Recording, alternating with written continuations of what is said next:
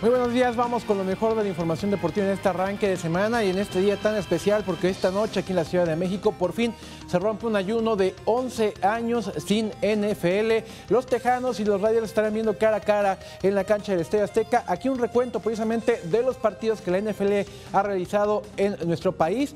La gran mayoría de ellos aquí precisamente en la Ciudad de México, alguno por ahí en el antiguo estadio llamado de la Ciudad de los Deportes, conocido como el Estadio Azul, los demás en el Estadio Azteca y por ahí algunos en el Estadio Universitario de Nuevo León. Esos que estamos viendo en pantalla precisamente es el historial corto, me parece, para la gran afición que hay en nuestro país por el fútbol americano de la NFL en México. Arrancó todo allá en 1978 y hoy, después de 11 años de ausencia, ahí lo vemos, el último partido había sido el 2 de octubre del 2005 entre Arizona y San Francisco.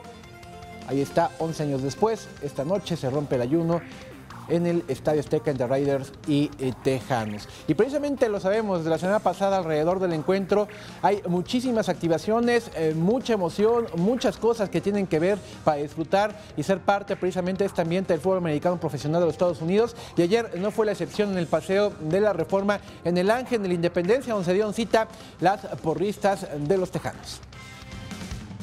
Domingo, un día previo a la llegada del Monday Night Football a la Ciudad de México, Paseo de la Reforma vivió una gran fiesta con el NFL Stop, una actividad que se unió al paseo ciclista de todos los domingos. Que es prácticamente una parada para todos los ciclistas que viven la ciudad de cada domingo a través del Paseo Dominical o el propio ciclotón.